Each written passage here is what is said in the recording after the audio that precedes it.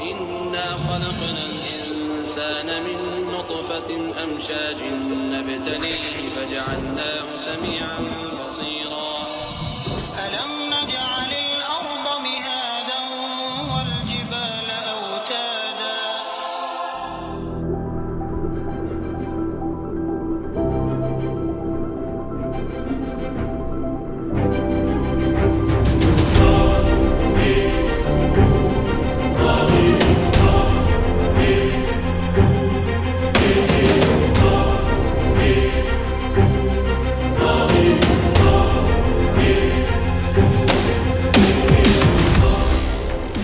Because they could not justify why human beings are born poor or healthy, which I've given you the answer in Islam. As far as the second question is concerned, gaafin tee lammaffaan ifiin if ajjeesuun islaamummaa keessatti dhoorkaadha. Deebisaan dhoorkaadha yoo ta'e namoonni maaf balleessanii badan nama waan kanatti isaan jajjabeessuutu jira moo jetti. Qur'aanni suuraa Baqraa suuraa lammaffaa aayyaa 195 irratti harka keessaniin ifin dhabamsiisinaa ifin ajjeesinaa jedha. Kanaafuu akka Qur'aanaatti balleessanii baduun dhoorkaadha. Haraama. If ajjeesuun dhoorkamaadha. Nama nagayaa kan biraa ajjeesuu irratti Qur'aanni suuraa Maa'idaa suuraa 5ffaa aayyaa 32 irratti akkana jedha. Namni nama lubbuu biraa haqaan malattiin ajjeesin ajjeese. Takkaa namni nama hamtuu dalaguun dachiin balleessin ajjeese. Akka waan nama hunda ajjeeseeti. Namni lubbuu takka jiraachise akka waan nama hunda jiraachiseeti. Kanaafuu nama nagayaa tokko ajjeesuun namni sun hordofaa amantii fedheetiis yoo ta'e islaamummaa keessatti dhoorkaadha. Namni tokko boombii fitti hidhee nama nagayaa ajjeesee yoo osoo fittuun hidhii yoo ajjeese islaamummaa keessatti wanni kun dhoorkaadha.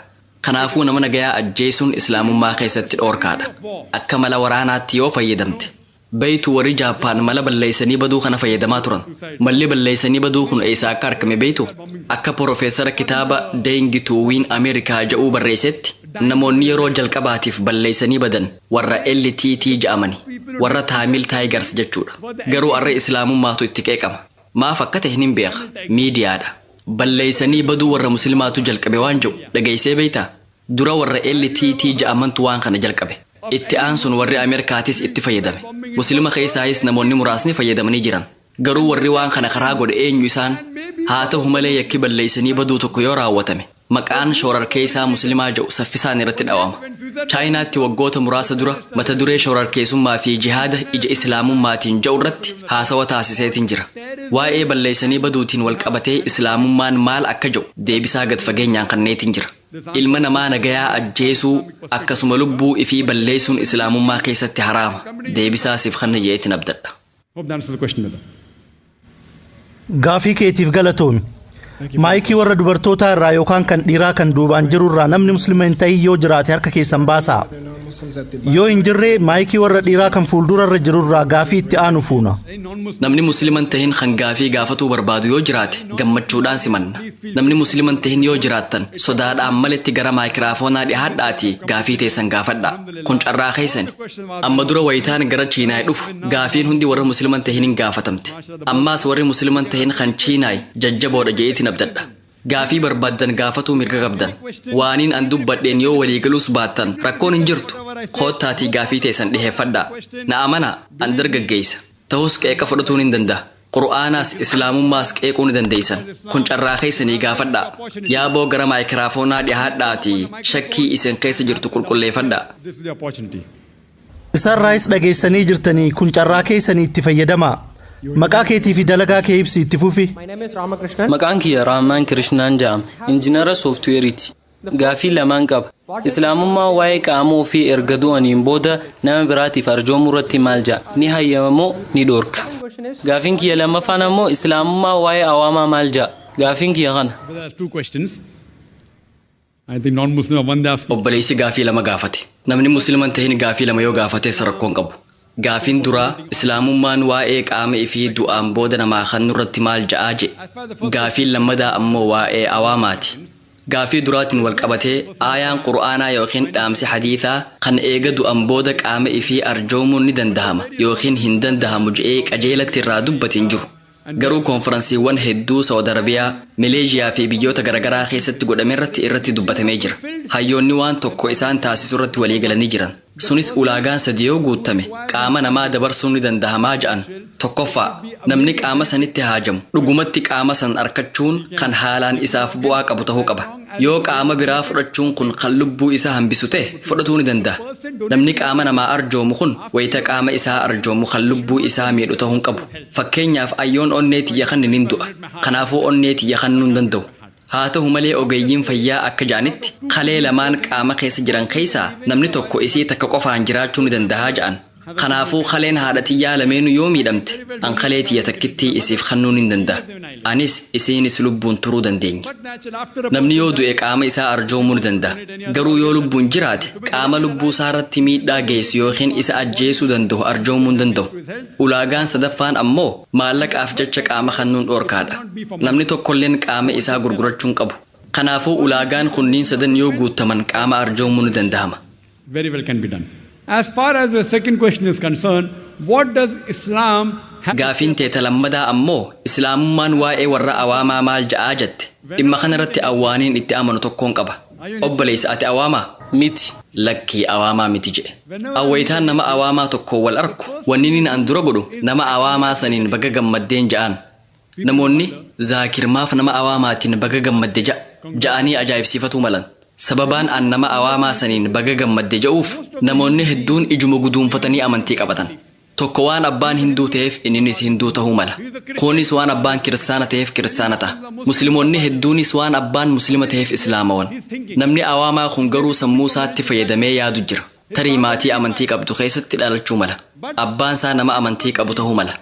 Garuu gooftaan akkamitti nyaatatti haajama? Gooftaan akkamitti du'a? Gooftaan akkamitti soba je'ee maatirraa fagaate? Sababaan an baga gammadde ja'uuf waan inni qaama shahaadaa tan duraa je'eefi. Qaamni shahaadaa kan duraa laa ilaaha jechuudha. Gooftaan hin jiru jechuudha. Wanni narraa eeggamu akka namni awaamaa sun illa Allah ja'u godhuudha. Allah malee kan ja'u itti da'uuf hin qaba. Inshaa Allah akka akkas jooniin godha. Dalagaan silaa narraa barbaadamu walakkaan naaf dalagamee jira. Nama musliman tahin kan gooftaa biraatti amanuun dura gooftaan inni gabbaraa jiru sun gooftaa sirrii akka hin taane itti mul'isuun qaba. Eega gooftaan inni gabbaraa jiru sun sirrii akka hin taane isaa mirkaneesseen booda waa'ee gooftaa isa dhugaa itti himuun qaba. Garuu nama awaamaa kanaan wal qabatee silaa dalagaan narraa barbaadamu walakkaan naaf dalagamee jira. Namni kun qaama shahaadaa kan duraa laa ilaaha jechuun walii galee jira. Wanni narraa eeggamu illa Allah akka ja'u godhuudha. Inshaa Allah sanammoon hin godha. Gaafiin duraa an nama awaamaa gaafadhu. Gooftaa jechuun maal jechuudha tan jettu tana. Namni tokko gooftaan hin jiru jechuudhaaf dura hiikaan gooftaa maal akka ta'e beekuu qaba. Yoo hiikaa gooftaan beeyne gooftaan hin jiru jechuu hin danda'u. Fakkeenyaaf wanni kun qalama yoon jedhe garuu wanni kun qalama? Is this a pen? Miti. Wanni kun kitaaba. Wanni kun qalamaa miti jechuudhaaf durarratti hiikaa qalamaa beekuu qabda. Namoonni gariin lakkii zaakir wanni kun kitaaba akka ta'e waan beeynuuf qalamaa miti jechuu dandeenya jechuu malan. Akkas jechuun danda'an. Wanni kun kitaab ja'ama yooniin je'ee si gaafadhe lakkii kun kitaab miti jechuu dandeessa. Yoo nama hiikaa jecha kitaab ja'uun beeyne taate. Wanni kun kitaab miti jechuudhaaf dirqama hiikaa jecha kitaab ja'u beekuu qabda. Sababni isaa kitaab jechuu fi buuk jechuun waanuma tokko. Kanaafuu wanni kun qalamaa miti jechuudhaafis hiikaa qalamaa beekuun barbaachisaadha. Tarii hiikaa kitaabaa beekuu yookiin beekuu dhabuu dandeessa. Waliigallee haaluma kanaan gooftaan hin jiru jechuudhaaf hiikaa gooftaa beekuu qabda. Namni awaamaa kun gooftaan akkamitti nyaatatti haajama? Akkamitti kijiba? Wal'aansoo godhee akkamitti moohatama? Kanaafuu an gooftaa kanattiin amanu jechuu mala. Anis gooftaa kanaa kanattiin amanuun ja'an. Laa ilaaha. Sanbooda hubannoon sirrii tan gooftaa maal akka ta'e ittiin hima. Hubannoon sirrii suuraa Ikhlaas suuraa 112 aaya 1 hanga 4 irratti ibsamee jira. Inshaa Allah mata duree kanarraa guyyaa xumura koonferansii tanaa irratti irraa hin dubbadha. Namni awaamaa kun gooftotii kijibaa balaaleeffatutti jira. Itti aansuun nama awaamaa kana waan isa gaafadhuun qaba. Meeshaa tokkotu jira haa jennuun ja'an. Meeshaa tana namni tokkolleen dachii tanarratti amma dura arkeen beeku. Namni tokkolleen waa'ee meeshaa tanaan beeku. Eegasuu waa'ee meeshaa tanaa akkaataa meeshaan tun itti hojjettu kan sitti himuu danda'u eenyu jeetiin gaafadha. Namni awaamaa kunis namni waa'ee meeshaa takkaa dachii tanarratti argamteen beeynee natti himu hin jiru. Waa'ee meeshaa namni tokkoon beeynee akkaataa meeshaan sun itti daleedu kan himuu danda'u nama meeshaa san uume je'ee deebisa. Gariin namaa kan oomishe qofaatu sitti hima jechuu mala. Gariin namaa kan kalaqeetu sitti hima jechuu danda'an. gariin ammoo kan meeshaa san hojjete je'ee deebisa. Uumaa, oomishaa, kalaqaa, hojjetaa je'ee deebisuu mala. Ta'us deebisaan isaa walma fakkaatti. Jecha inni fayyadame qoratuuf hin cinqamu. Waan inni je'e irrumaa hin fudha. Itti aansuun gaafii biraatiin isa gaafadha. Dhimma kanarratti barumsa kannee waan hin jiruuf asitti hunda irra deebi'uu hin danda'u. Itti aansuun addunyaan tun akkamitti uumamte je'eetiin gaafadha. Innis waa'ee Big Bang hima. Anis wanni kun yoom beekame je'eetiin gaafadha. Innis bara 1973 je'ee deebisa. Akka saayinsiitti barri kun kaleessa ja'ama. Waggaa 30 fi 40 dura. Waa'een Big Bang kan ati amma waggaa 30 fi 40 dura beeni jettee himtu kana Qur'aanni waggaa 1400 dura dubbatee jira je'eetiin itti hima. Eenyutu waa'ee kana dubbatuu danda'a je'eetiin gaafiitti aansa. Innis durdurii ta'uu mala je'ee deebisa. Anis hin mormu ittiin fufa. Bocni lafaa maal fakkaata je'eetiin gaafadha. Innis dur uummanni diriirtuudha je'ee amana. Amma garuu boca hanqaaquu akka fakkaattu beene je'ee deebisa. Wanni kun yoom beekame yoo jetteen bara 1577tti wayitaa saha Faransiis dachira naannawee beekamee ja'a. Wanni kun yoomi waggaa 304 dura.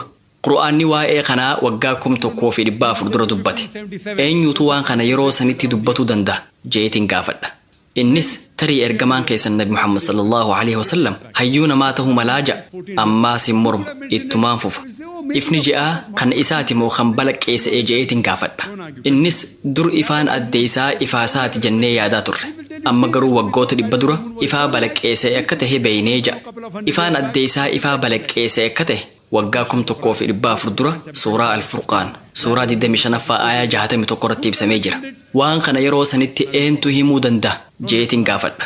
Bakka tanatti ni cal'isa. Deebisaa inni naaf kennuun eegu ittumaan fufa.